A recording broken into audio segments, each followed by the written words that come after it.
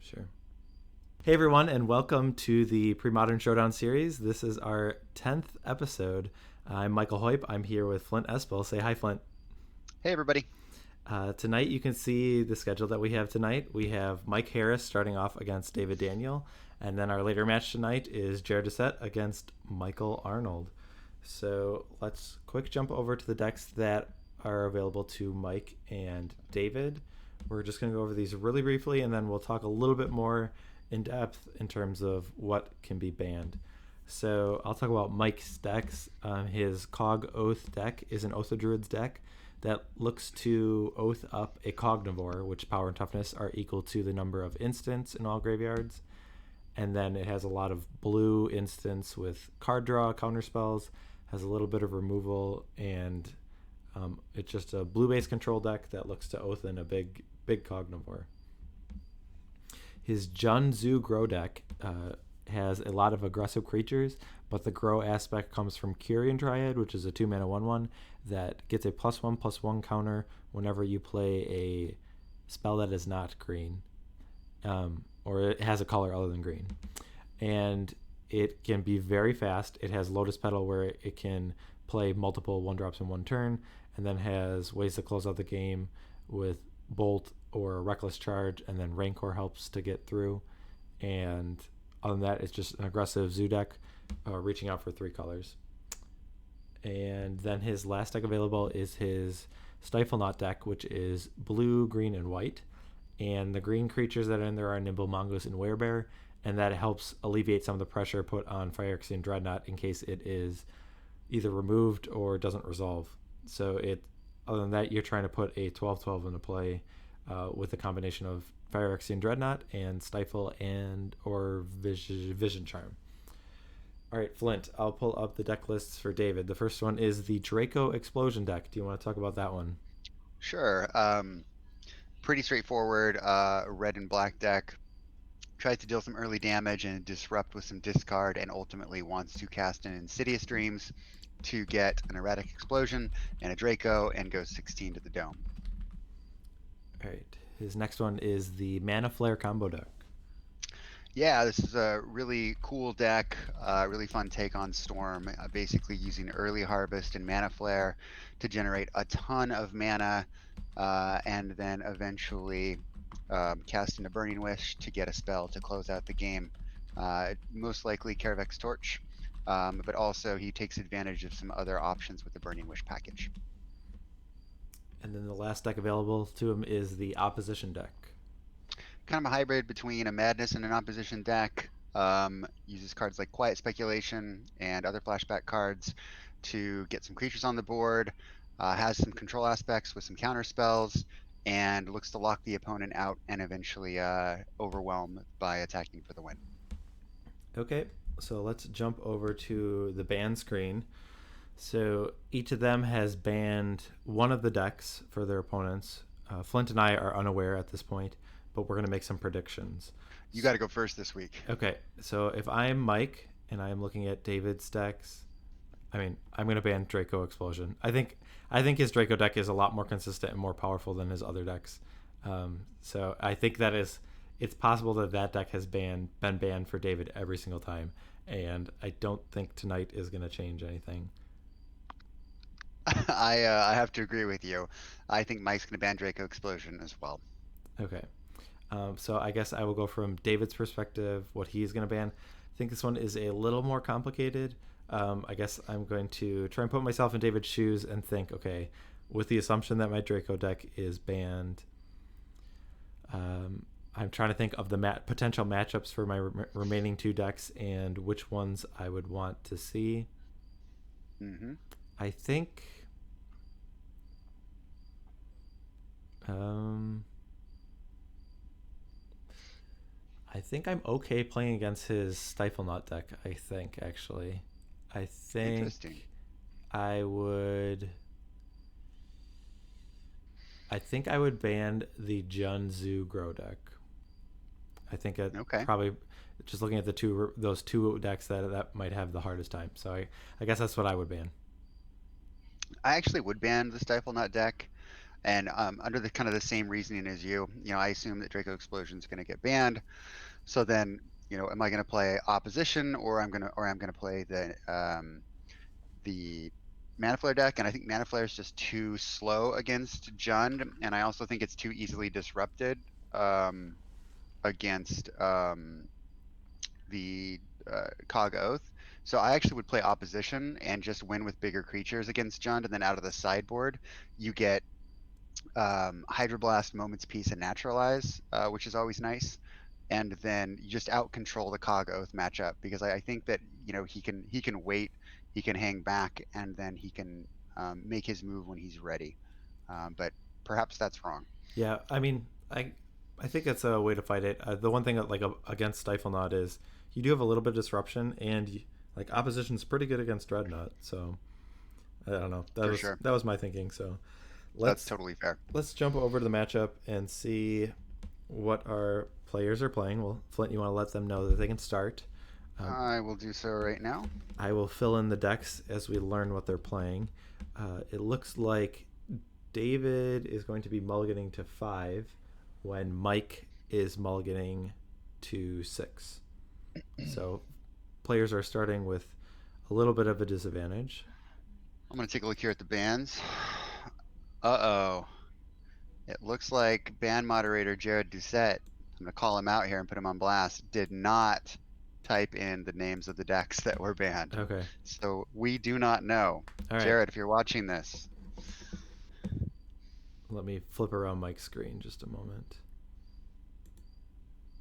But we see a City Brass and a Lotus Petal and a Curian He's playing the Dryad. John deck. Okay. Well, that's always exciting because this deck is... Oh, I flipped it the wrong way. Is pretty cool. I think both of them are flipped. Come on.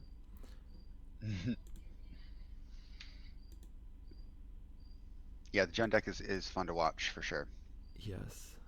Definitely has some explosive possibilities. And with a turn 1 Dryad, then a lot of his other cards might aid the growth. Oh. Oh my god, we get to see Draco Explosion. All right. Perfect. This is going to be a very fun match to watch. All right. I will be updating the names. And I think Mike's taking a damage because he tapped a City Brass, but that's correct. Keep track of life. I'll update it in a moment.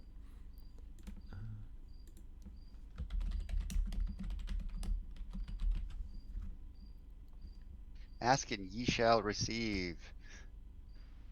Deck lists. All right, so we see another tap here from Mike Harris. Sarcomancy. So that'll make a 2/2 and then make his Kyrian Dryad into a 2/2. And Yep. He's able to attack right away. Bash in. Okay, so they're both at 18. Welcome everybody.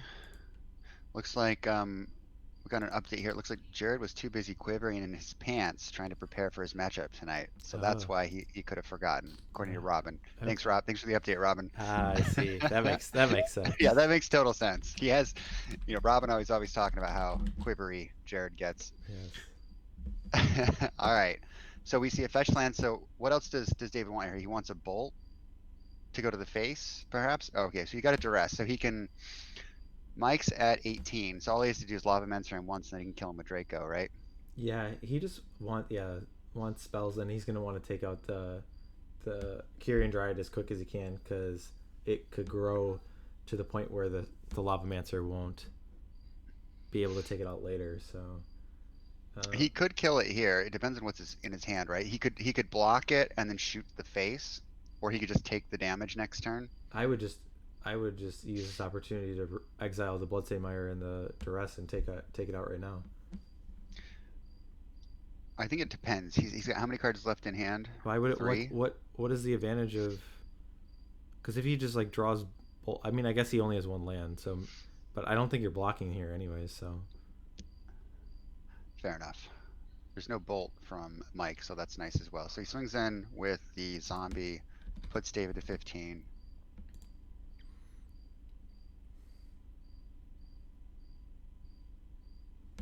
And he's going to take another point at a precarious 17 for another token. Yeah. So David, like from this point, like it's not like he fills up his graveyard super quick, so it's not like he's going to be able to activate Grim Lavamancer every turn, because he would pretty much need Dark Ritual or. Okay, so we see a Mesmeric Fiend. Let me bring that one up. Ooh, the last card's a bolt. That was okay. A well-timed fiend. Mm-hmm. So what do you take here, Jackal Pup? No, I take the bolt. I'm just kidding. Okay.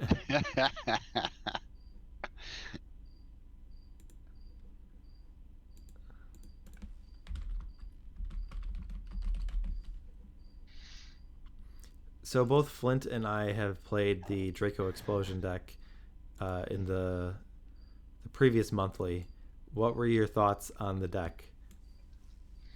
So I really liked it, but I thought it needed some modifications, which I told you about, and then you made some of those modifications, and I don't know how you felt about them, but the version I ran didn't have Terminate, and it didn't have Mishra's Factories, and instead it ran the 2 Blazing Specters, and I boarded them out in almost every single match. So it felt good. I mean, it just can kill out of nowhere. I lost in a match against the Rock, partially due to a play mistake, but I think he probably had it won regardless. And then I lost in the top 16 against, or no, the top 8 against Mike Arnold on the really, really fast slide deck that he was running. But I liked it. I thought it was good. I mean, I would love to hear your thoughts with the Terminate and the Factories and how those worked out for you. Yeah, the cards that I cut the 2 Blazing Specters and played 2 Terminates, and then I changed the mana base a little bit. And okay, so I'll pause. We see this is an Erratic Explosion being cast, right? Yeah, he's and just it's casting a blind it. one, right? Yep. I mean, it's just a duress, but it's. I mean, it's gonna. Oops, sorry. It's gonna get rid of the Jackal Pup. Yeah. Either way. All right. I'll bring this one up. That would have been a very exciting way to end the game. Yeah. So I have them both at 15. Am I? It looks like Mike They're both at 13. Looks like they're both at 13. Yeah. Okay. So as I was saying, the Terminates were fine. They were good. There were a couple of games where it was actually really good. The Mishra's Factory, I think, made a big difference. I definitely felt like that really pulled its weight. There are some games 11. Where it's a little bit harder to, because if you're going for the explosion plan, dealing 16 doesn't do anything on its own. So if they're not 16 or below, then that combo doesn't really do anything. So having like the factories where you just have a card that you don't really have to commit any resources to, and you might be able to attack them twice, makes a big difference. It also, like, as a blocker, is just really good as a 3/3 blocker. And I did like the deck that you could kind of like pivot in terms of, I'll play this red-black mid-range deck, but then also have this explosive potential, or you could just be very set on casting Insidious Dreams to get the combo, and it was very flexible in that sense. Mike's down to 6.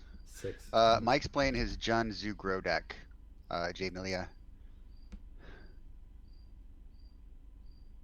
Yeah, it's a really cool deck, and I definitely missed not having the factories in there. What did we decide?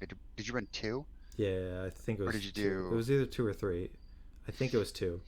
Okay, gotcha. But it's possible I ran three. I can't The red remember. card on the field is a lightning bolt that's underneath a mesmeric fiend right now.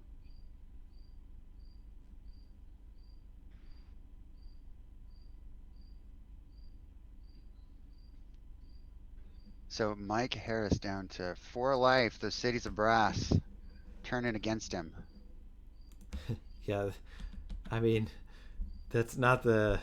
I mean, when you only have one land and it's a city of brass, you usually take a bunch of damage. But when you only have two lands and they're both city of brasses, you're gonna take a lot of damage from your spells. So uh, I think I think Mike's gonna have a hard time closing out this game, just because as things go on, So playing the dreams for 0. yep, he just wants another card in the graveyard. Well, I mean, it's almost like because at this point, if he's just attacking with a mesmeric fiend, it's worth a point of damage because it's going to go to the graveyard and allow him to use Grim Lavamancer. hmm Oh, so he's willing to attack with Bolt. So, oh, He wants to bolt Mike out, yeah, but I guess or he that would wants have that would have to unlocked his Bolt, I lava guess. mancer. But okay, all right. So we see the first game we It went would to. have, but the fiends would die, and then he gets to lava mancer Mike's Dryad, and Mike can never play another spell, right? I mean, he could draw a land. I Well, mean, maybe he could. he's not just like dead Yeah, dead, but I mean, like yeah, he's very unlikely, and that's sure. he would be able to bolt the Lavamancer. Um, Oh, it looks like that was actually Mike Arnold, who was talking some trash against Jared about quivering in his pants, not Robin. Sorry, okay. Mike. Your That that makes a little more sense. your camera has frozen, so I don't know if you want to refresh real quick. All right, well, Um, okay. all right, Uh, I'm back. so I have the Draco Explosion deck brought hmm up. Ooh, there's some spark sprays in the sideboard that might be coming in. Um, I guess it doesn't hit that. It only hits like Jackal Pup, and I mean it's pretty ambitious to say think that it's going to hit a Clearing Dryad. Are there that many other one toughness creatures? I don't know if there are. So maybe it's not coming in.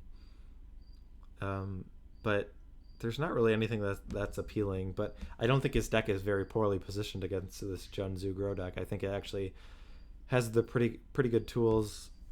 I mean, the Lavamancers and Bolts go a long way. Like if you can keep the pressure off, then I think you're comfortable with resolving a Fire Exene Arena. As compared against traditional slide decks, you're a little more wary to play Fire Exene Arena because there's so much direct damage. Mike doesn't have hmm that many burn spells. It's all his damage is in the form of creatures, which I think you're a lot less worried about. So I think everything. Even if he's not changing a single card, I think I still might like the chances for David. Let's pull up the Junzu Grow deck.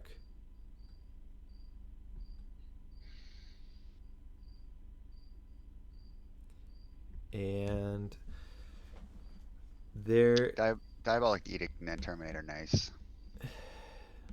you like the edicts? hmm I do. I mean, if it's even if it's just getting like a mesmeric fiend. Or a Hypnotic Spectre, Yeah, I don't know. or a So Lavamancer. so there I are think he. those that absolute law that's creatures get protection from red. Is that what it is? Oh yeah. Is that card worth bringing in? Maybe. Is sulfuric vortex good enough? I don't know. I don't like Vortex in this matchup because it puts you within range of the combo. I think given his mana base, I think he's expecting to It's probably just gonna happen. maybe I mean not necessarily, but probably yeah, because it's like yeah, I would think I don't think you can stay above 16 most of the time for Mike. He's got 4, 5, 6, 7, 8, 9 lands that don't damage him. Are there any cards you would bring out like his Winter Orbed, or do you think Mog Flunkies is too unreliable? But I don't know. I haven't played this deck really to know like what would be good or bad. I might take out the Winter Orb because David has cards like Dark Ritual, Hmm. so he can work with a few number of lands. So maybe you take that out and It is a maybe good protection against like the Insidious Dreams Erratic Explosion combo though. sure. Um, I've just had so many experiences where I Dark Ritual out of dreams anyway. Um, but yeah, maybe. But maybe you take out the orbs. If you're David, do you board anything? I don't think you do. I mean, if you just look at the Spark Stray was the card I was looking at that first, but like, it's not really that good. It hits Jackal Pup and like, I guess it hits Mog Fanatic, but I'm not really that excited about it. I'm not excited about that either. So, I mean, maybe the Are you, opportunity cost isn't that high, and like, if your game plan is to have a Grim Lavamancer, it cycles all the time. So, I mean, like, mhm. it, the opportunity cost of it isn't that high, given you can always cycle it away, and it kind of contributes to filling your graveyard. So, if you're thinking from that perspective, you could bring it in.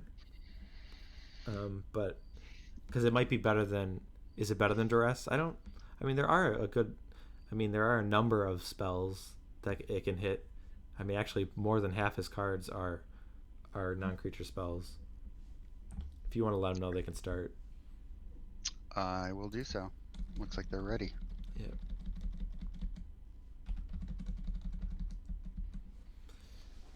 All right. So who do you like for this next game? I mean, the Mike is on the play. I mean, it does I make. think if Mike has a fast start, then I like Mike. But if it's a moderately fast start, then and David can get some kind of a footing, then I like David's position. Um, oh wow.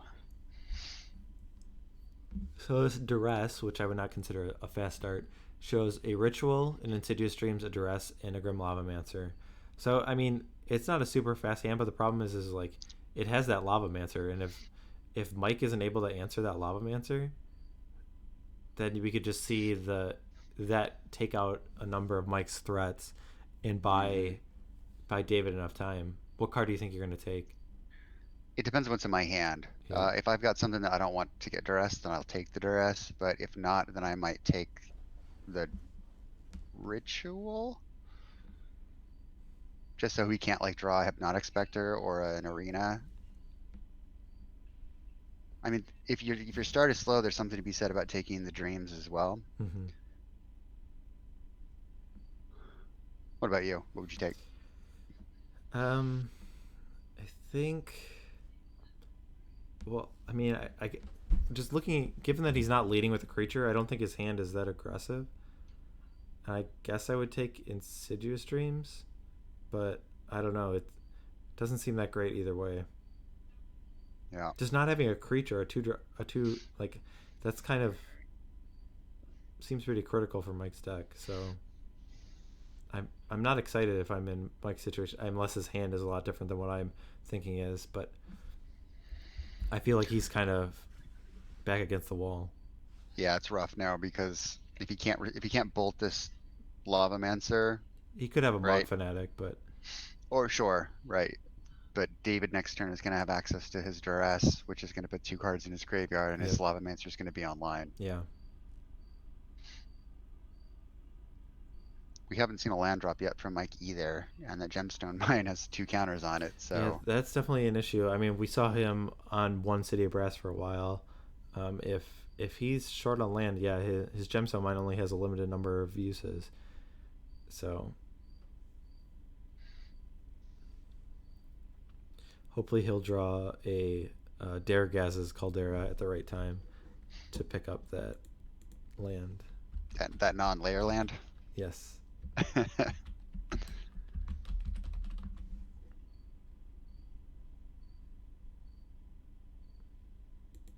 I'll bring that one up. Don't know if I spelled Daragaz correctly, but all right. I think it gives me enough leniency that it's able to find it. Yeah, so these lands are they're good in a deck type like Mike's where the curve is really low because you don't really lose anything in terms of the current turn you play. Hmm. Because like if he plays it on turn 2, he still has 2 mana on turn 2. It's just on turn 3 he also has turn 2 mana. which when your curve is so low, it might not be as impactful as in other decks. Did we get an update on what decks were banned? We Or did not okay, get an update. yeah. Jared, if you're watching, let us know. Otherwise, we'll figure it out in the post game chat. Okay, so Mike's using the second counter. He's casting a Kyrian Dryad, so he's giving. I mean, not that he could prevent it, but excuse me. But David has the opportunity to get rid of it. Yeah. So the duress, as we expected, reveals Oof. Take the Sarcomancy. Rancor. Well, is there any merit of just holding up the Lavamancer and not letting him cast the Rancor? I guess you can only do that for so long. Hmm. I mean, he's also like, do you just? You probably just have to play Rancor here, right? Oh, does he have the bolt? Don't. Oh, he's Ooh. Lavamancer right away. Yeah, yeah, that's fine. So he's Okay. just taking away all the creatures.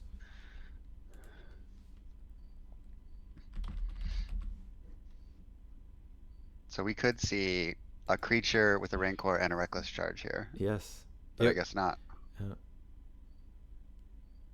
we need to see. I guess I should put Reckless Charge is probably the card that people might not know.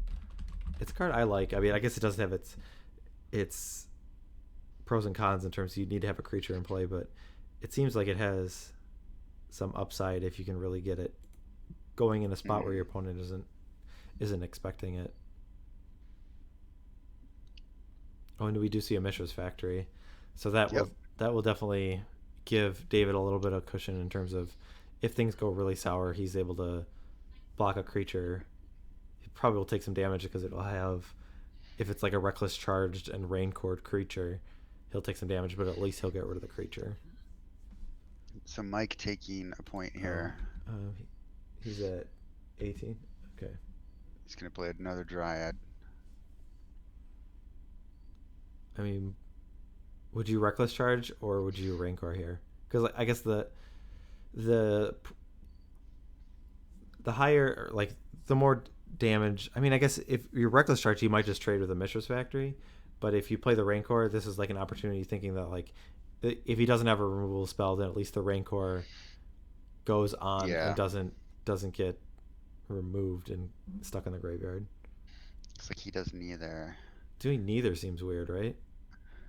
Yeah. I mean, I mean, I guess the next turn you can reckless charge and Rancor and it would have 3 toughness, but the Mishra's Factory also could get 3 power, so it doesn't really change things too so, much. oh. That's what Early would suggest. I'll Yes. mute myself for just 1 second.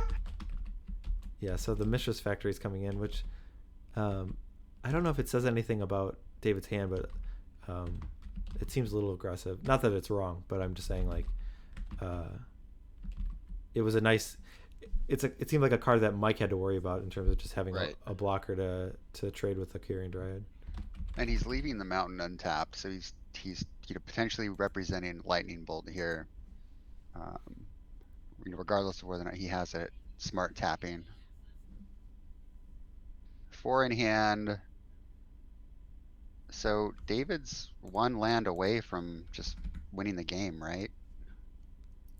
Yeah, he has enough cards. Yeah, yeah. Mike's So 16. yeah, so this is a situation where it's like Mike doesn't have enough pressure. Like, I don't even know if there's like a combination of cards he can draw to kill Mike in time. And No, I don't think there is. well, okay, I mean, I'm assuming that David has another mana source, so that's not necessarily a given. He needs a duress, is what Mike needs. Yes, what Mike needs, yeah. Yeah. So David lets him cast the Rancor? Nope, Oh, he's got the bolt. All okay. right. Well, yeah, this seems very difficult for Mike to win now because he Yeah. put a lot of cards onto that Kyrian Dryad and now he lost everything. So land is really all he needs, but so what's going to happen if he did have a land? He would cast Insidious Dreams and he'd be able to discard 2 cards, um, and that would allow him to put Draco and Erratic Explosion on top of his deck. He would put the Draco second and then the Erratic Explosion first, and Hmm. he'd draw the Eretic Explosion and be able to cast it on Mike, would reveal the top card and would deal him 16. So there was a duress there from David, and all he saw was a City of Brass, so he swung in for 3, putting Mike down Oh, so to 13. 12. Oh, 12? Looks like he's at 12. All right. I'm missing City of Brasses. And then now there's a Sarcomancy coming down for Mike. Well, that can be killed. Oh, and then at least we get a Reckless Charge. One more mana should be tapped, right? Cost 3 to flash that back? I believe so. No, he tapped the Gemstone Mine for the Sarcomancy. Okay, all right. And then it died, and then he tapped the 3. Okay.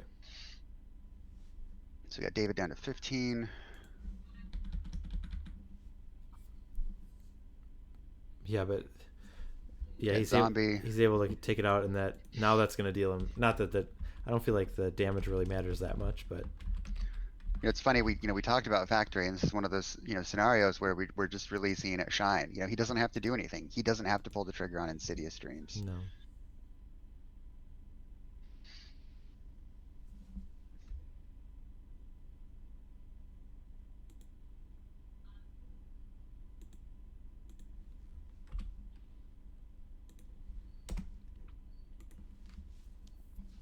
Sounds like there might be some lag. Are you getting any, Mike? I'm not getting any. No, it doesn't seem that bad. Okay. So yeah, the Sarcomancy will deal damage to Mike because he doesn't have a zombie in play. So he's at 8? I missed. Yep. Now he's going to 7 from the Sarcomancy, and he just scoops him up. So that's a game. All right, let's have him. I'll message them to unmute. Okay.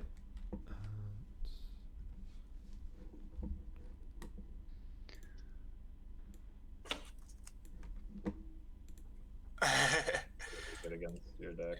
Yeah. Those lava answers are just. Hey. Hey guys, Hello. Can you hear us?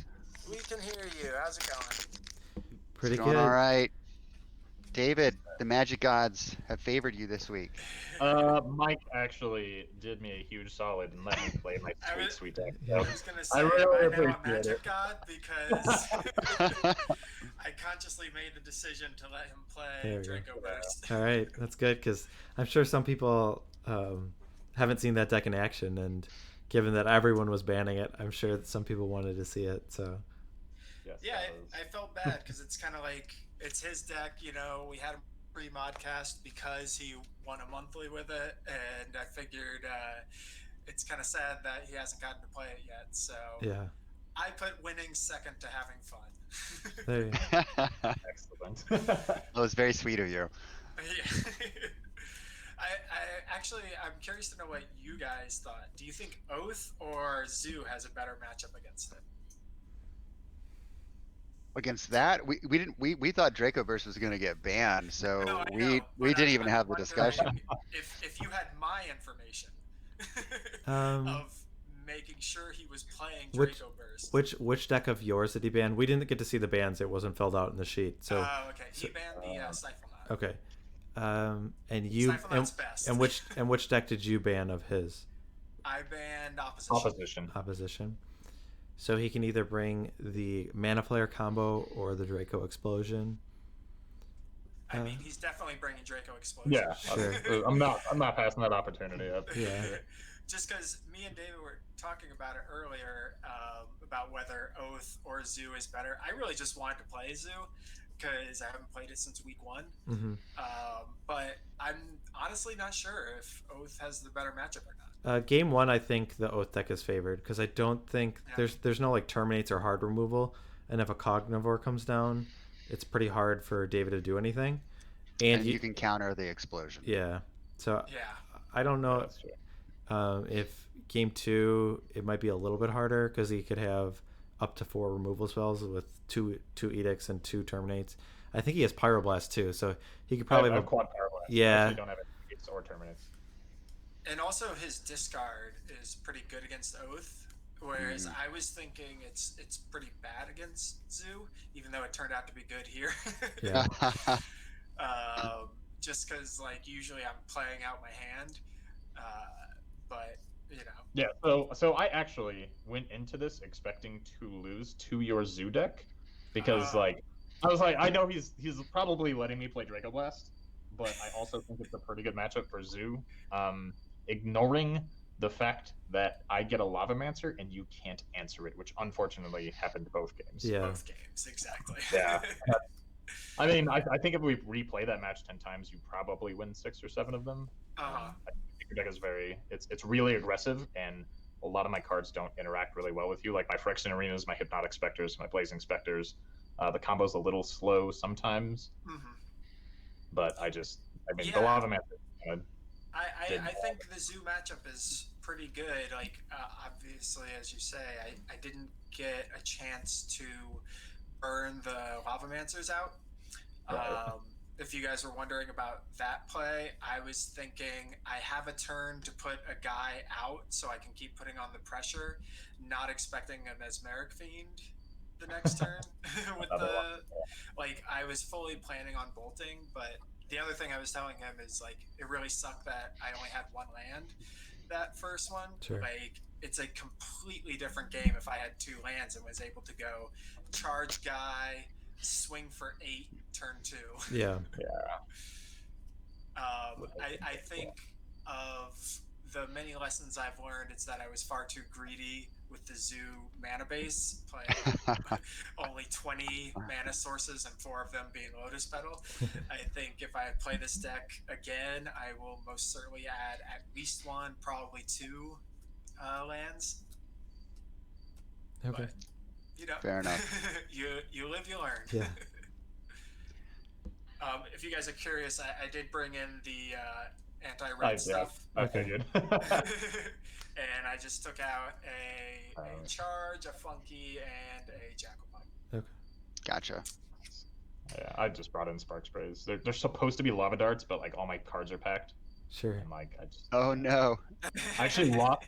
I lost like game 3 of the monthly because I'm playing this again yesterday with my opponent at 17 with 2 Spark Sprays in my graveyard. I was like, oh, this is the worst. I want This this is to be absolutely Lava worst. Dart, Yeah, there's Lava Dart. He's dead. But I don't know. I feel like for this matchup, I feel like Spark Spray is almost the same as Lava Dart because there's not that many cards you can hit with the Spark Spray, and just like you might just want to. I mean, like Kieran Dryad, not necessarily. You might not necessarily be able to get that one. And Mog Fanatic's not really a card you want to Spark Spray, so we were just talking about maybe you just want it in because Grim Lavamancer is such an important part of your plan, just to have a card that's easy to get in your graveyard, just cycling it or casting it. But yeah, they're way better than these cards. Like Blazing Spectre, obviously way too slow against him, especially on the draw. Sure. The hippie, I probably should have boarded out an arena in retrospect instead of the hippie. Yeah. But I wasn't really. Well, we did talk about the Phyrexian Arena a little bit, and we thought because there's not that much burn out of Mike's deck, all his damage is through creature base, and Arena's a little less scary because of that. But I still understand your reasoning. Yeah. Yeah, I think it's the right call. Actually, what you did, or no, it would have been the right call to take the arena out. Just one of them, because I do kind of hope that you'll help me out by taking a point returned. Like in most of my ideal hands and situations, the extra card is not going to help as much as me getting an extra point is going to help me. Yeah, and actually, that second game, it was super well played out that you took that ritual because I drew a Phyrexian Arena. And I was never able to count. Like I never had the second Black Source. I drew the Factory. I was like, "Are you kidding me?" I thought I took you guys out. I put it back in because I do kind of miss them. Like they do a lot of work, and it's just balancing the greed of having that card in the deck. Yeah, that was. I haven't decided either way. As you guys could tell, I took some time with that because I was basically like, whatever I take, it's still not good for me. Yeah, you kind of look at you say like that was really good. Yeah, like if he rituals into the dreams, then I just lose because I've got like a Carplusian Forest and a city as my lands. Yeah. If I leave the duress, then he takes my Sarcomancy, which is pretty key to my plan right now. So it was a very rough hand to see. Yeah, that Lavamancer was just brutal. Yeah, and that was the other thing I was thinking. Like, I don't want to put a card in his graveyard. I know. Do I have to pick one? Can you fail to find? Yeah, I was telling him it's unfortunate that I actually have a 4th Lavamancer in my list because I don't own a scroll rack. Yeah. So I was like, I need another card in here. Sure, 4th Grim Lavamancer or whatever. I mean, it's perfect for this match, which Yeah. may be the only match you get to play of Draco. It might be. Awesome. Well, good games, you guys. They were fun to watch. We were really excited when we saw the matchup. Thank you. Yeah, thank you, Mike, for letting me. Of play my course. game. I appreciate it. Yeah. What's important here is putting on a show, not Yes. winning. I agree. All right, guys. All right. Well, thanks for the games, guys. Good luck in your next few weeks. We're going to get the other players in here as soon as we can and get them set up. Sounds Cool. good. Have a good All one. right. Good luck next week, guys. Okay. We are going to go on a quick intermission as we get our other players set up, but we're just going to take a few minutes and then we're going to jump into our next match. So don't go anywhere. Just sit tight for a little bit and we will be back shortly. See you soon.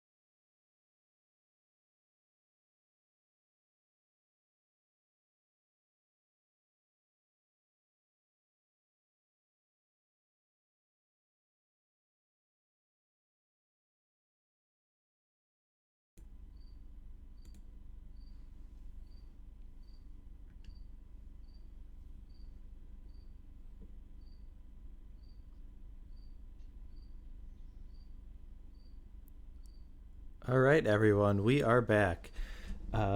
We are going to quickly go over the decks that are available to our next group of players, which is Jared Doucette and Michael Arnold. Flint, I have the decks up for Michael. Do you want to talk about Michael's Angry Ghoul version? Yeah, sure. So, briefly looking to get a Hermit Druid out, activate it, dump the library into the graveyard, and then reanimate a Sutured Ghoul into play and attack for the win with Dragon Breath. Michael's version is a little bit different. He runs 4 Limdul's Vault and 4 Duress and also Shallow Grave, so he can reanimate both the Hermit Druid and or the Ghoul at instant speed. Elves. Do you want to talk about that one quick? Sure. Go wide strategy, really fast. Everybody's familiar with elves. Michael's version does have a couple spicy elements. He runs 4 Tangle Wire, and he also runs 4 Coat of Arms, and he also uses Overrun as a major win condition as well, and Natural Order to get Deranged Hermit. So kind of a different take, but it's been pretty successful. And then his last deck is the classic Landstill. You want to talk about that one quick? I don't want to bore too many people. I know a lot of people hate this deck, but it's blue-white, using Manlands and Decree of Justice to close the game out with standstills on the battlefield. Mike's version runs a lot of counter magic. He's running a full 4 counter spell. He's running 3 Mana Leak and 4 Absorb main deck, along with Cunning Wish for some other goodies in the sideboard.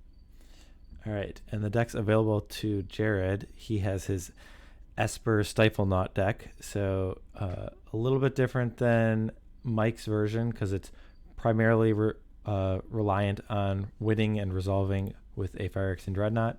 It has disruption elements with Duress and then Meddling Mage, and then it has Enlightened Tutor for redundancy for the Dreadnoughts, and then also has a little bit of a few targets with Seal Cleansing or Winter Orb, and then some stuff in the sideboard.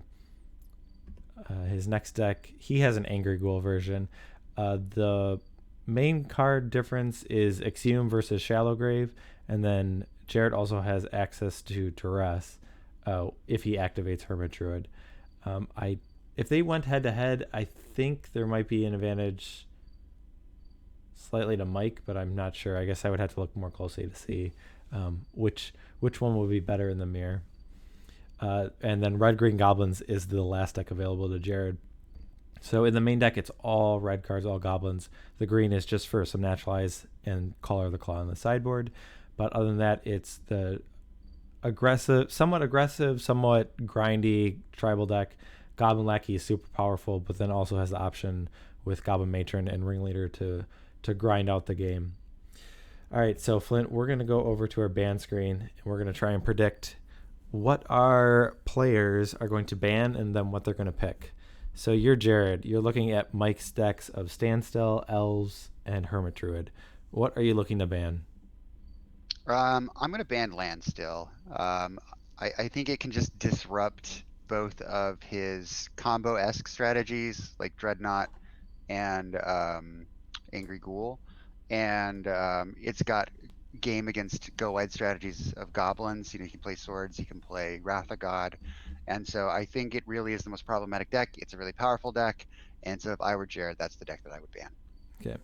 I'm going to ban Hermit Druid. I'm hoping my Goblins deck doesn't get banned. I think I actually like the matchup of Goblins against the Landstill. I think you can pick your spots. They're always going to have to worry about Lackey, so they're going to pretty much have to use a Swords on that. And then I think you can grind out the game with Ringleaders and Siege Gang Commanders. It might be able to tax his mana a little bit, I think, because does he have Wastelands or Ports? He's one of the two. Where I think you just might be able to find the right spots to pull ahead. If you are Michael, what are you going to ban of Jared's? So if I'm Michael and my Landstill deck is banned, like I predicted, then I think I probably ban Jared's Angry Ghoul deck. Okay. Because if Landstill's banned, I feel like my other decks can't interact with it as well, and so that would be the reason for me banning that one. Yeah, I think if I'm Michael, I'm just going to ban the Angry Ghoul deck as well. It's one of those decks that, I mean, it's really powerful, and especially because two of Michael's decks don't have that many ways to interact with. I think the Landstill deck does have a number of ways, but if you're thinking that that's going to possibly going to get banned, then you might worry about just losing to a turn 1 Druid or turn 2 Druid or something. So you're basically saying no Angry Ghouls whatsoever are gonna. That's what I would ban those, I guess. So. All right, it's like that Berenstain Bears book, No Ghouls Allowed. Do you remember that one? Did you read that one back in the day? I mean, I know the Berenstain Bears, but I don't remember that particular one. So. I promise that's the last joke of that caliber I will make tonight. Is that really one of them, or is it to be? There's one called No Girls Allowed. Okay. Yeah. Okay. Yeah. Anyway, no one's gonna get that. I mean, it could have just been a Halloween version. I don't know, and so I didn't think it was a pun or a joke. I just thought it was actually one of the Berenstain Bears. Okay, if you want to let the players know that they can start.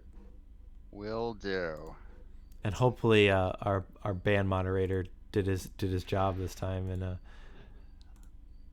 well, not this time. I guess it's did his job, and unlike Jared. Well, we just shamed Jared in front of Mike, so I hope he did. So So it looks like the Mike Arnold banned Angry Ghoul okay, and Jared banned Landstill. okay. All right. So it looks like we have elves out of Michael Arnold. So if I'm Jared in this situation, I would play Stifle Knot. I would have played goblins. Well, I think I would have. Yeah. But it looks like he's playing Stifle Knot. All right, I'm going to update these deck names. That's right, Jay Agaskeitha. As usual, my bad dad jokes. You're welcome, everybody. I think we're probably over 50% of the people in this are dads, and not you, Flint, but you got the jokes, so. So we see the portent from Jared here, targeting himself. Jared, of course, fetching down to 19 as well.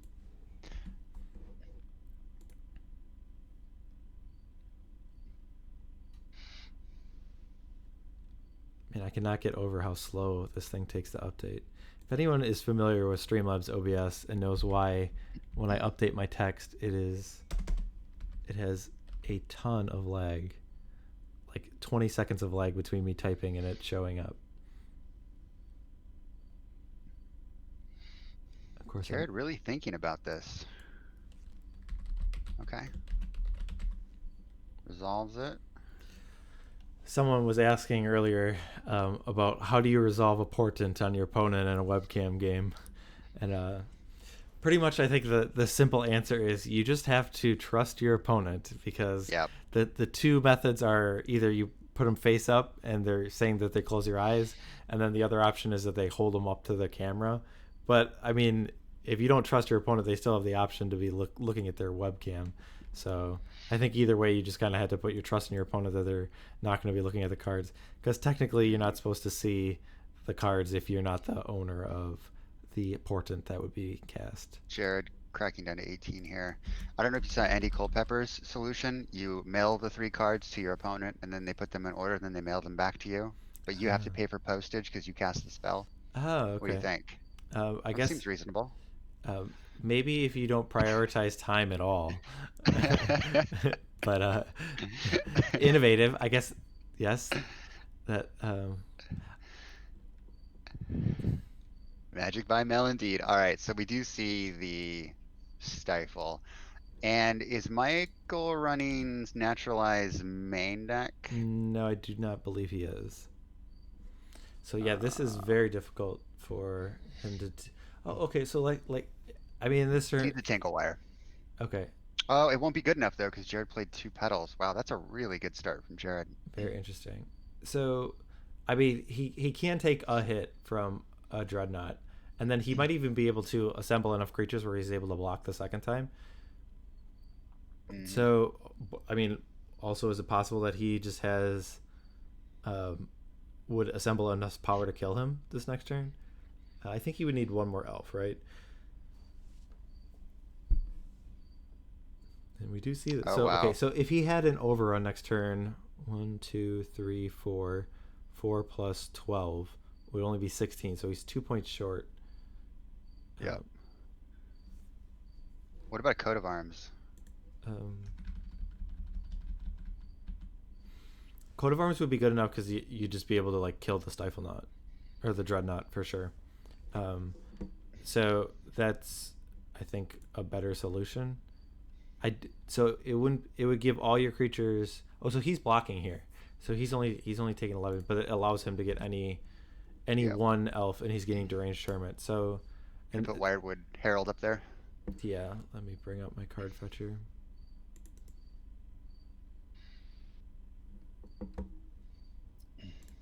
So how much toughness does does a deranged hermit represent? So it would be 8 toughness worth of squirrels and then potentially 1, so 9. So yeah, this dying allows him to get any elf from his deck. It'd be 12 toughness worth of squirrels, right? Because they're 2/2s and they each get 2/2. It's 4 of Plus them, 2 right? plus 2. Oh, it's 4. Yeah. Shoot, it is. I always think it's 3. So it'd be +3 +3. They'd be 5 5s. Wait, what? Are you talking about coat of arms? Or are you talking about Coat of arms? We're talking about deranged Yeah. hermit. How much? If you just had a deranged hermit, how much blocking toughness is it? Is what I was It's asking. 20 from the squirrels. No, there's no coat of arms. I'm talking if there's no coat of arms. But I want there to be a coat of arms. Don't you Well, understand this? If you just have coat of arms, you don't even need the deranged hermit.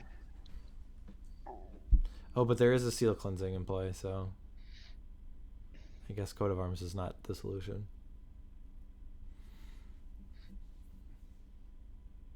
So, there's a stifle in the graveyard. So I was gonna say, why aren't there any squirrel tokens in play? But trigger. Pretty good. Jared's at 17. Yep, and Michael's at 9. What you have? Well, I don't see any reason why you wouldn't attack with this. Well, okay, so yeah, I mean, I don't think there's any. What's the downside of attacking? What are you afraid of? I mean, he's probably got a meddling mage, and he's trying to decide if he should play. You should attack first or play first. I would attack first. You attack first. Okay, so he's turning a land to untap the Priest of Titania with a Curing Ranger. But that doesn't. I mean, it's not like it makes his blocks like really good or at all. So he's got to put 4 creatures in the way of that Dreadnought. So he put Llanowar Elves, Curing Ranger. Deranged Hermit. What was the other one? Was it a Findhorn Elf? I don't remember. Yeah, that sounds right. So now we see the mage. What do you name? Ooh, I don't even know. Is there any card that Jared's worried about? Coat of Arms, maybe? I mean, from that board, you would. I mean, like, before the Collar of the Claw, you would not be afraid of Coat of Arms. I don't think. Especially you have a Seal of Cleansing in play. Natural order, but that's still not even good enough. So that would have been a reason, I guess, to play the Meddling Mage first, right? I guess to name Collar of the Claw. Yeah, Hindsight, 2020. Yeah, it's a one of, and Overrun, pretty good. Mana Leak. Oh, okay. How many tokens are in play? 2, 3. I mean, did he actually put anything? 4. Did he put anything to represent the tokens, or what's? He's got to die there. It's a 4 because okay. 4 elves died. So he's gonna be swinging in. But they're not. Hold on. They're bear tokens, aren't they?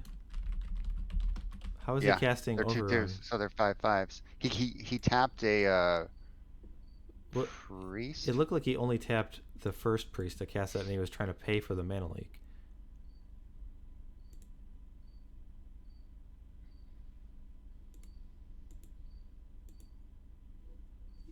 Yeah, but he still would need to tap both the priest. It seemed like one priest was untapped before the mana leak, is what it seemed like. I guess he did have another land, so he played a land head forest, and then he had 3 mana for an overrun. So was that enough? So there were.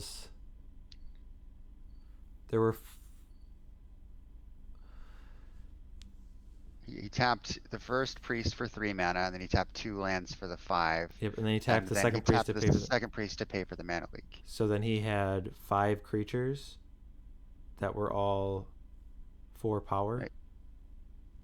So he attacked for 20. So he had 4 5-power bears, Mm-hmm. and then he had the 5-power Collar of the Claw as well. So he had 5 5-power creatures. Okay. Yep, that would do it. Yeah. So that I mean, I guess the elves deck is more resilient. It's found ways. I feel like multiple times I've seen it, and it just seems to win in ways where I just don't think it's going to be able to win. So I have to give it credit to be able to do that. So Absolutely. I would have to imagine that things get better for the elves deck. So he's got four naturalizes, Mm-hmm. and then he's got, what else do you bring in here? I don't think anything. Is it just it's probably just a naturalize, right? Yeah. And then Jared has a disenchant, a null rod, a seal of removal, and swords. I mean, how spot removally do you want to get against elves? Do I do take not. out your duress? No, I do not want. I do not want Swords Postures very much against elves, especially with Jared's deck. I mean, like, because I think it's like a pretty big opportunity cost to bring in. Sort like you have to take something out, and like your deck is more focused on doing what it needs to do. Mm-hmm.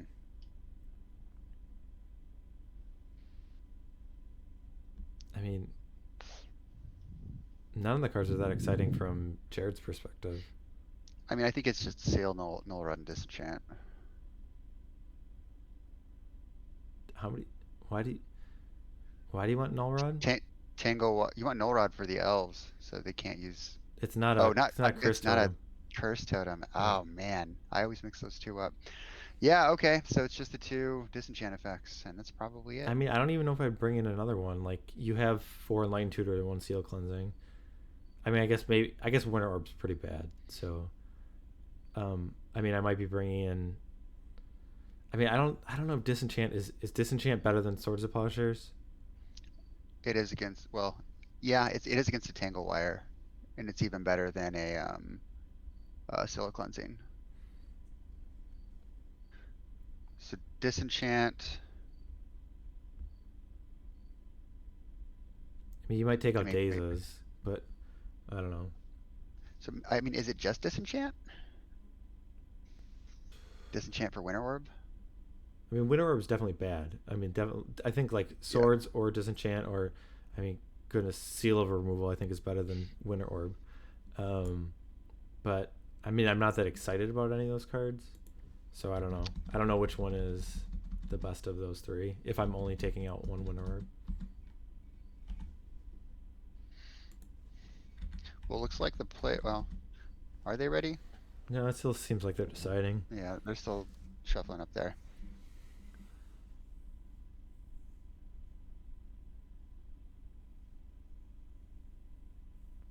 The only So, problem, Mike- like, if you're talking about like naming natural order from that, like, do you even lose if he casts natural order from that spot? Like, the best thing I think he can get is Deranged Hermit, and he's at 1. And if he blocks with all his guys, I think he's still dead. So I don't think you're afraid of natural order. I mean, I'm not saying I would necessarily name Caller of the Claw because it's like a card you can easily forget about. But I think if you like had the deck list up and thought about it, I think it's the only card that.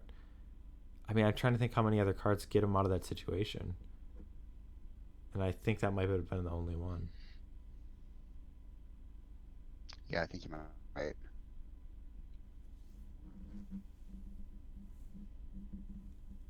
And you also have to like play the meddling mage pre-combat, because I mean, even if you wanted to name Caller of the Claw, Mike was responding with Caller of the Claw in that spot. So, I mean, I guess after that, if he did it in response, then you could name Overrun.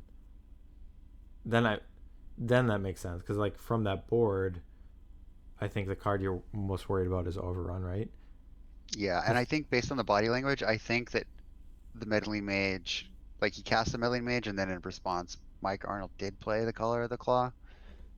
Well, then it seems pretty easy to name Overrun because like what other card are you going to name there? Yeah, I mean the only other one that potentially beats you is Coat of Arms, right? But you have a Seal of Cleansing in play. Oh, that's true. Yeah. Yeah, I guess it's just Overrun. Huh. I mean, Natural Order is a little awkward there because then he has a bunch of power guys and a bunch of squirrels, but I think you're in. I mean, I guess it's kind of like shutting off 7 cards because one hermit's gone. I mean, it depends on whether you think you can beat a natural order or a deranged hermit from that position. Because if you don't think you can, then I think it's fine to name either natural order or hermit or deranged hermit. But if you think you could beat one of those cards, then I would name Overrun. I'm just gonna give them the green light. So whenever they're ready, it looks like Jared's taking a peek at his hand here. So we should be starting game 2 here in a minute. He didn't cast the Meddling Mage before he attacked. He did it afterwards, which I think is the natural play. But I think it would have been. I think like the perfect read would be to play Meddling Mage pre-attack and name Caller the Claw. Yes.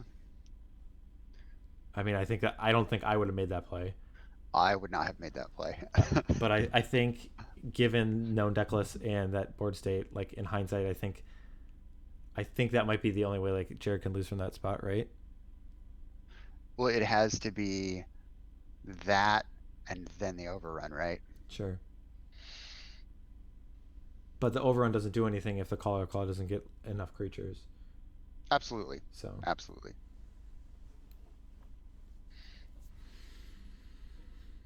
All right, looks like they're drawing their opening hands. So let's switch back over to the game. All right.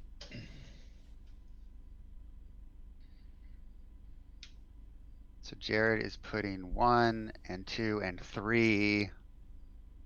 I don't know, he's just deciding which ones to keep. I was like, oh my god, how many is he putting on the bottom? So I think he mulliganed twice.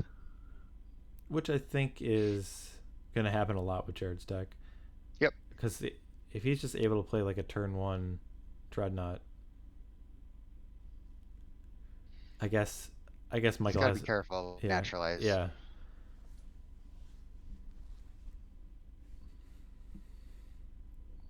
Kyrian Ranger. All right. Great card. But not the best turn 1 play. No. I think any of the mana elves are much better. What's your favorite mana elf? A pre-modern or just all time? Premodern. Jared goes down to 19 and plays an Enlightened Tutor. So he had to get a Plains, which I don't know how much of it is ever going to hurt him, but like I guess he doesn't have counter spells in his main, so I guess not having blue or double blue is really going to hurt him. My favorite mana elf. I'm trying to think of something other than the obvious ones, but So there's Llanowar, there's Finhorn, there's Priest of Titania. you consider There's like Birds of Paradise a mana elf or no? no. Let's just say among the elves. Elves of the Deep Shadow. Is that one legal? Elves of the Deep Shadow. Is that one legal? Is that It in was Chronicles? in the dark. I don't know if Elves of Deep Shadow was. Maybe it was. Was it in Chronicles? I don't have a Chronicles button. Yeah, 2 standard deviations, right? Birds is a mana dork, but not a mana elf. And obviously, Birds is probably most people's favorite. I mean, how can you not love that card? But Shiraga Tree Speaker. There's Rofellos. Yeah, sometimes sometimes it's crazy to think that Rofellos is not banned in this format. I know. That card must be like the most underplayed card. Because, I mean, I'm not saying it's like unbelievably good, but it seems like, given that I've never seen it played, that card has to be better than we were saying pre-modern legal. So there's a Priest from Michael. So I mean, so if you had a naturalize there, would you cast it? No, because I don't want to run it into a daze. But if you can, you Now play he's got around a mana. I guess you can play around Mana Leak now. So Yep. So yeah, I was gonna say if you can't play around Mana Leak, then I would have gone for it. Yeah, pre-modern legal, Robin. I think mine is Finhorn elves as well. It's just sorry everyone, I'm my mic here. I'll probably say Llanowar elves because it's kind of like the classic. But given that I don't have any black bordered, old bordered Llanowar elves, I would use a Finhorn elf over a Llanowar elf. But I'll go with Llanowar elf. So good play here with the Tangle Wire. So Jared has to respond to that. And then he's got Naturalize open. So we see a Herald. Yeah, the Finhorn is very nostalgic for me, Mike. A lot of Magic games on the floor in my room with Ice Age cards, and Finhorn was always really cool. And I always liked the picture too. So we just see a Tangle Wire, a Wired Herald, and a Caller of the Claw come down. All thanks to Gaia's Cradle and Priest of Titania. So he's just running out of 2/2. I mean, I guess with Tangle Wire that makes some sense. Because he's going to be able to... I mean, he might... Yeah, because if he's... Oh, he's Vision charming out the Tangle Wire. All right. Nice. Solid play there. So he is using... Still probably the most commonly played mode of Vision Charm of target artifact phases out. It's just usually targeting a Phyrexian Dreadnought. Pretty cool play. Yep. There's some really cool stories that Stiflenut players would tell about using the different modes on that card, like to change land types or to mill cards. It does come up in a notable proportion of games based on some of what I've heard from others. Yeah. Yeah, it's nice that it's like none of those abilities on their own are very good. So was there just not enough toughness? I felt like there was. Or did Mike just not feel like he had enough after that? Yeah, I think that he realized he was kind of out of that one and probably obviously didn't have the Naturalize. So, all right, we're going to do a game 3. But Excellent. He still could have drawn it, though. Couldn't he? Jared was attacking right then and there. Yeah, you block with... You're at 8. You need to block with 5 toughness. Didn't he have a bunch of guys? He did have some guys. Some were tapped. He had a Herald. He had a Caller of the Claw. A Priest of Titania was tapped. He had a Kyrian Ranger that was untapped. But he could have untapped one of those creatures with the Kyrian Ranger ability. Yeah. But I mean, if you just live to the turn, I guess you can't draw a Naturalize and cast it if you're like under your Tangle Wire. But yeah, I thought he had enough to live, and hope to draw. Because if you block with everything and keep Kyrian Ranger in play, you only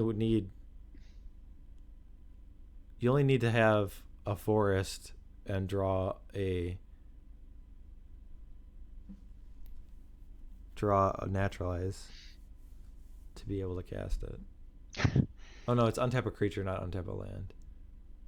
So in a recent game, Vision Charm on my Altar Dimension while my Devourer was on the stack sent me to the Shadow Realm. That's brutal. That is so brutal. I love that. 2 standard deviations.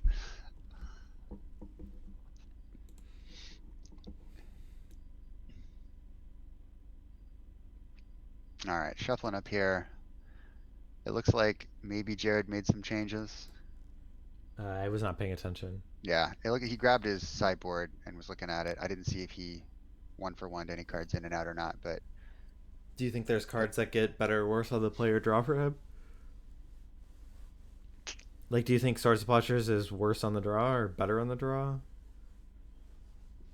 I don't know. I mean, I think... I just don't think you board in a lot of cards here if you're Jared. I mean, the Disenchant is really the only one that sticks out to me. But again, I'm not a Stiflenut player, so...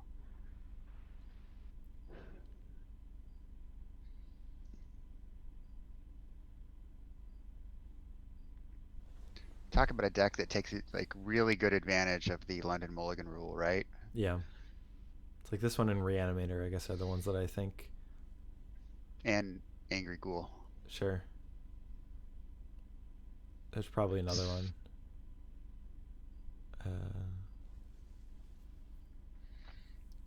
All right, everybody. Looks like Jared's taking a mulligan. Then we'll get started on game 3 here. If you're just joining us, this is our second match of the evening. All right, who's going to win, chat? Is this Esper Stifle not going to win, or is the Elves player going to win? Yeah, Elves or Esper. Although, can we say Esper? I know some pre-modern players get angry if you use the Allurin I'm gonna say shards. it, especially because like there was no. I don't think there was any like common. What do they say like Dromar? Or is Dromar the band? Oh, It gets so confusing for me, honestly. Like, I just having played in the modern format, I like just I'm fine with Esper. well the thing is I sure like the nostalgia is cool, but like I'm not here to gatekeep. Like there are plenty of Hmm. people that I'm sure play in modern, and they just think they don't think twice about saying it. So it's like I'm not gonna say anyone that you can't say these things if you want to be part of our group. It's fine. So yeah, I don't have a problem with it. Not enough mana.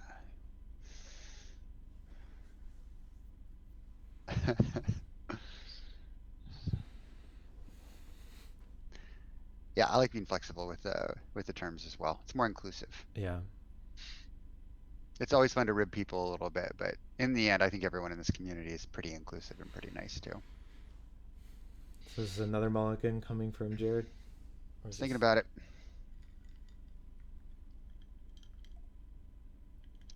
All right, dropping two.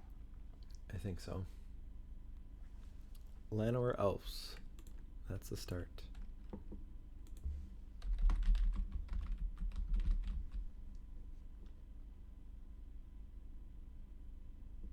No, the Mesmeric Fiend does not need to be sacked. Comical flop. Robin's on it. You do have the option to sacrifice it. Like the trigger is on the stack, and Hmm. uh, you could because well, let me bring up Dreadnought. Yeah, the trigger's on the stack, but you just decline. You just don't sack. Yeah, you basically say like I'll sacrifice the Fire X and Dreadnought, though it's not in play, and because it's phased out. But yeah, are you able to sacrifice creatures if it does not total power 12 or more?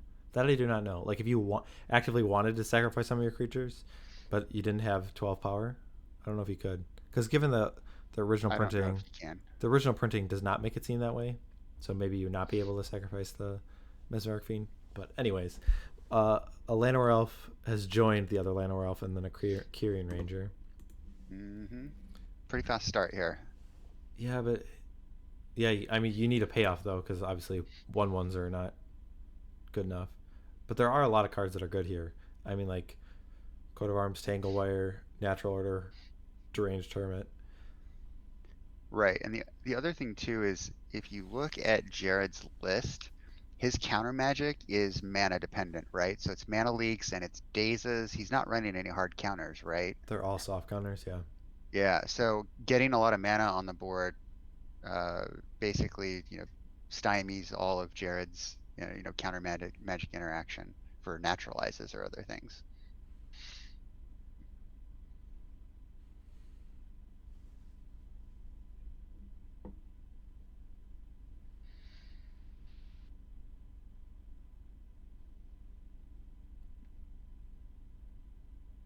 Jared should be at 18. Oh, he is at 8. Okay.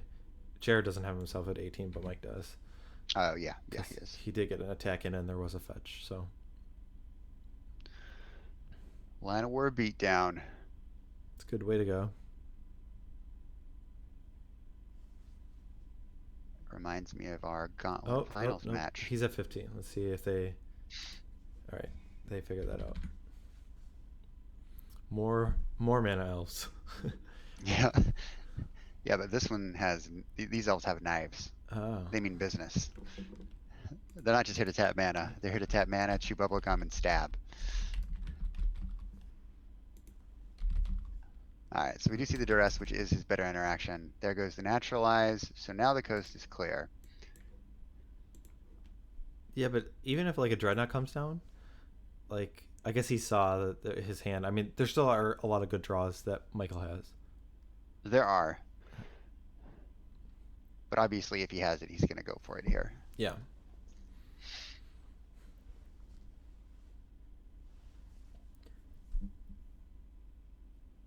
There they are. Fendhorn Elves. that's a weird design knife. Like with the, because I thought the way the shape at the bottom is kind of like to protect, like when you parry with a sword, that when it comes down that it doesn't like chop off your hand. Is that what? Yeah. But I don't think you're getting in like a sword fight with that small knife.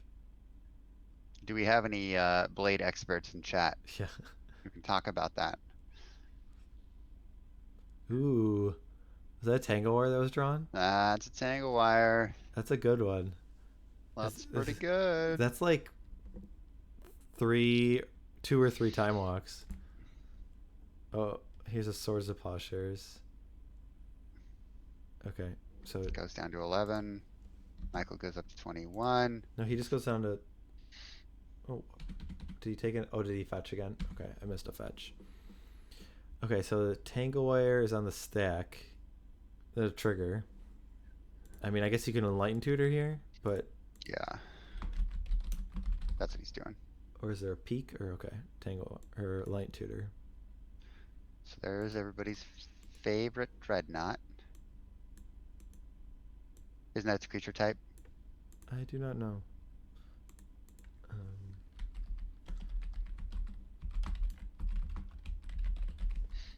Maybe they've since changed it. How many dreadnought creature types do you think there are? It just says artifact creature on the original one. I'm curious what this creature type is. It is a dreadnought. Okay. Is it just a dreadnought? It's just a dreadnought. Yeah. This one happens to be from Phyrexia. Not well. It could be like a dreadnought horror or a dreadnought construct or something. I don't know. Let's see.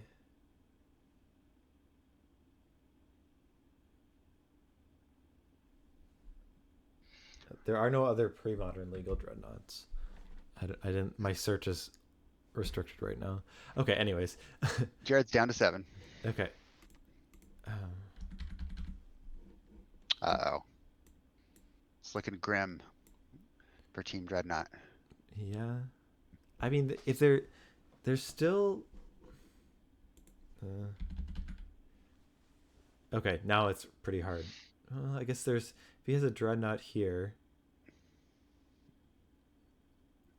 then he could stay alive.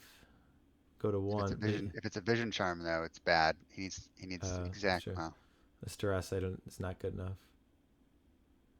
That City Brass. City of Brass. It's not helpful for the cause. No, so he's just dead. Yep. All right, Elves takes it down. Yeah. Let's have the players unmute so they can talk a little bit about the match. Okay.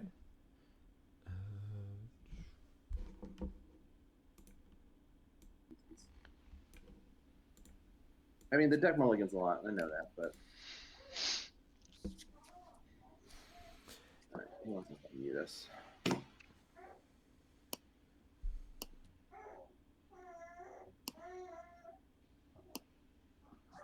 Hey guys, we got you unmuted. Hey guys.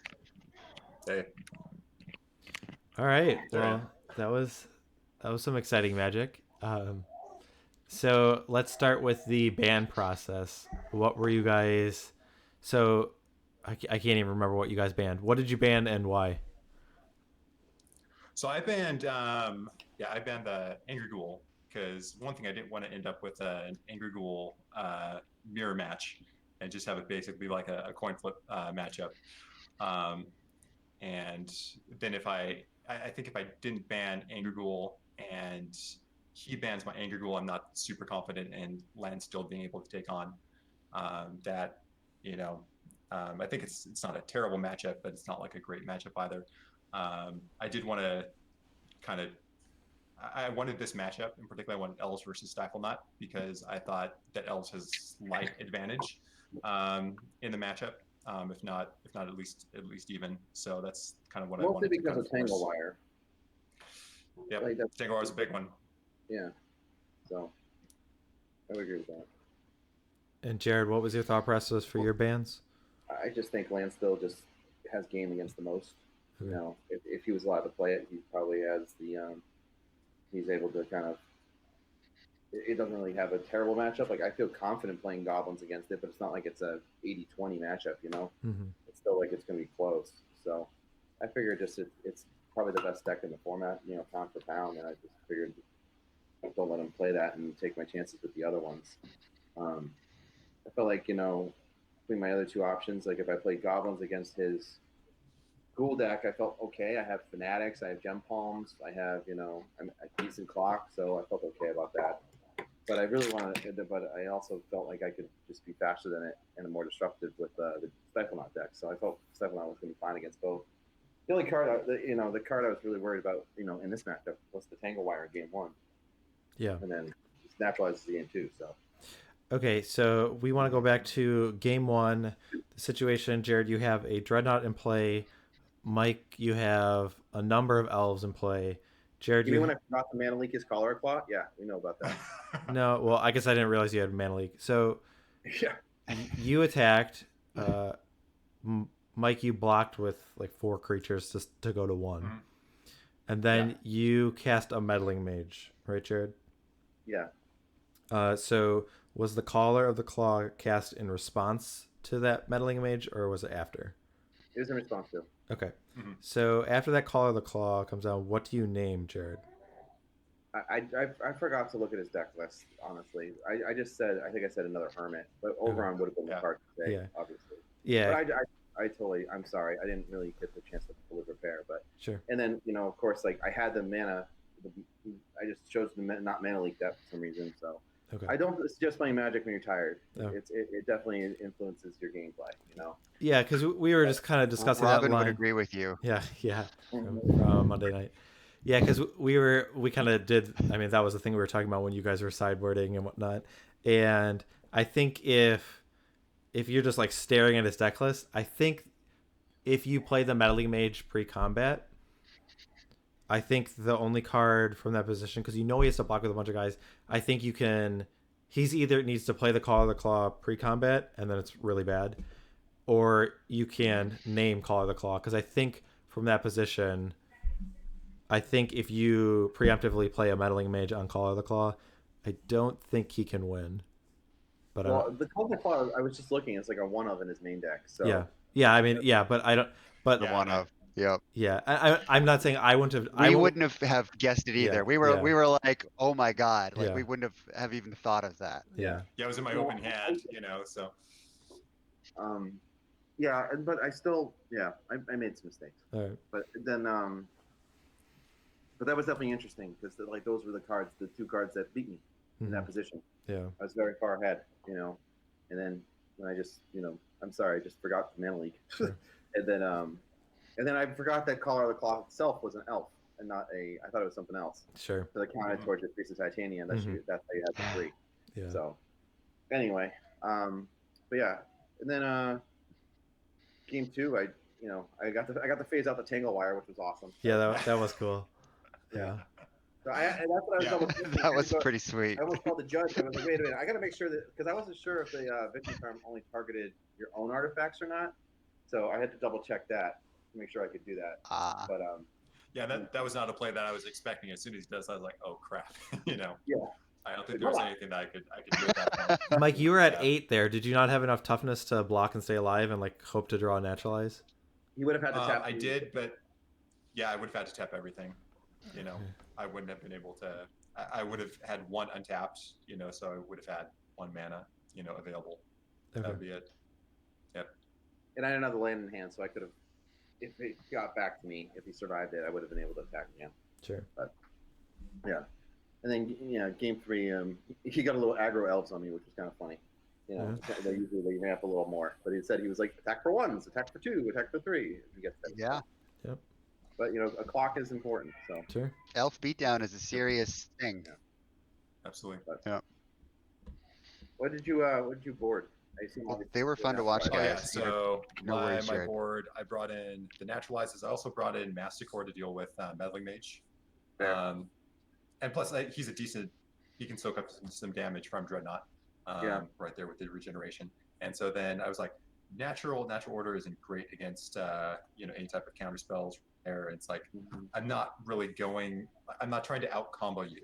with like the Hermit Overrun combo. I'm not trying to outdo you. You're just better at that than me. So I'm just going to take those out.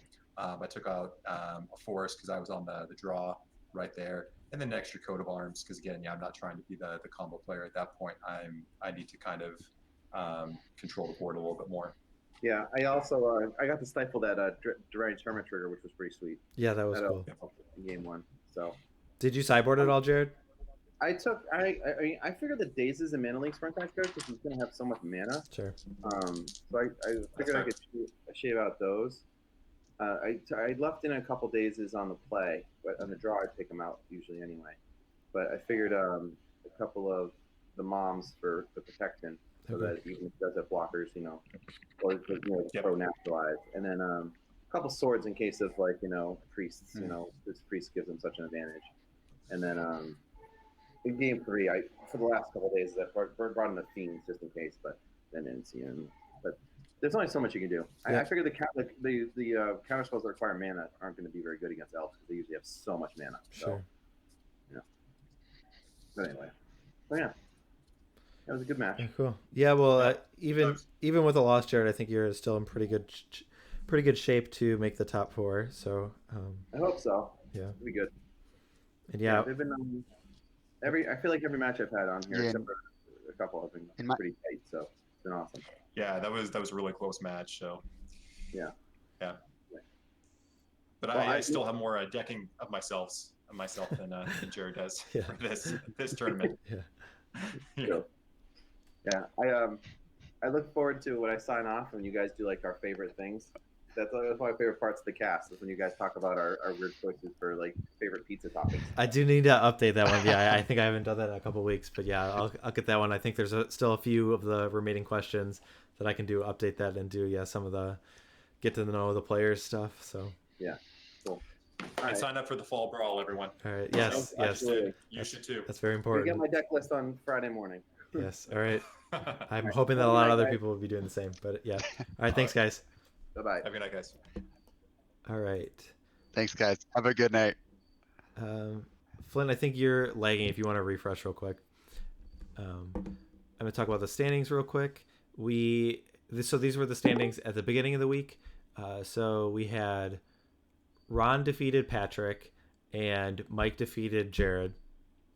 So those will be Ron should be in first and Mike will be in second, and then Patrick would be in third, Jared would be in fourth, and Andrew played against Robin, right? And then Robin defeated Andrew, and then David got a win against Mike.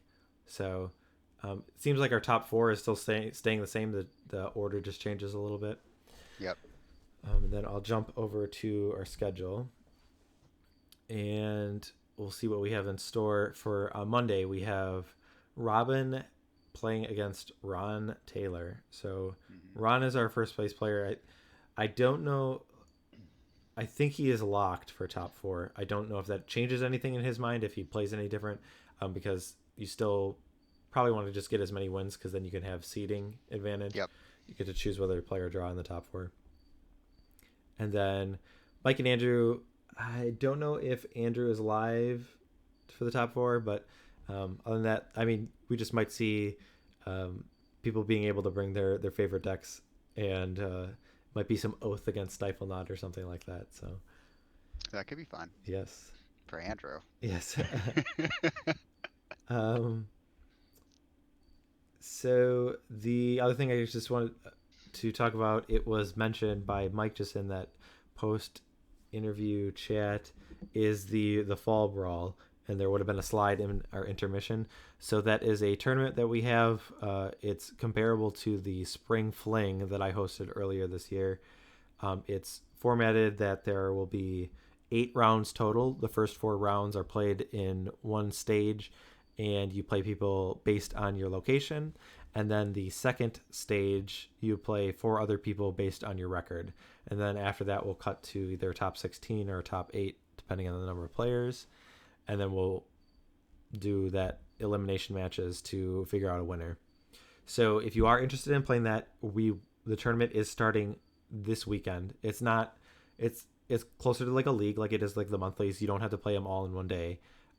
But the first batch I think starts the 19th through I think October 5th is the time frame for those first four matches. But in order to play, you need to register by Friday night as of Eastern time. So 11:59 Eastern on Friday night this week is the deadline to sign up. So that and Mike, did you register my deck for me yet? no, I didn't. Flynn had promised a while ago that I was able to choose the deck for the fall brawl for him. So I'm waiting. Just register for me and then let me know what I'm playing. yeah, I mean, I guess I could do that. I could get real adventurous. I could get some real crazy stuff, but I think it just might be a pretty stock or standard list. I mean, Flynn's a very good player, but he's got to have some tools to work with. If I just give him a blunt object, I don't know if he'll be able to beat his way to the top, but we'll see. Five color cycling. Sure. That's that's the deck. With Coalition Victory as the win con. Yeah. All right. Other than that, I guess I'll take this opportunity to thank everyone who tuned in. Thanks everyone who watches replays either on Twitch or once it gets uploaded to my YouTube channel, which is the Cloud Goat Ranger. And thank for all the subscribers that we have and the followers. Really appreciate all the support. We're really enjoying running the series, and I think all the players, I can speak for them that they're having a lot of fun too. Even the ones who haven't had as many wins as maybe they wanted, they're still having fun. But are there any words you want to add to the stream tonight, Flint? I would just echo what you had said. Please sign up for the Fall Brawl. The Spring Fling was a lot of fun. The way that it's structured is really elegant, and it's easy to get your matches out of the way. It runs for a while. You get to meet a lot of people when you play in these tournaments. So if you're new to the format, it's a really great way to get to play some Magic during the pandemic, and also to meet a lot of really nice, fun people. So definitely sign up if you haven't yet. Join the Facebook online Premodern group, and be sure to tune in next week. Thanks so much for watching. I do have one thing to add in regards to the Fall Brawl. Since I am not playing in the tournament, I'm just TOing. I have the opportunity, if you are able to record your match in some way. So if you have a premium Whereby account, or if you are familiar with OBS and would just want to do a display capture and record it, or if there's other software and can get a video file to me, like probably through Google Drive is probably the easiest. I have a friend who is also not playing in the tournament.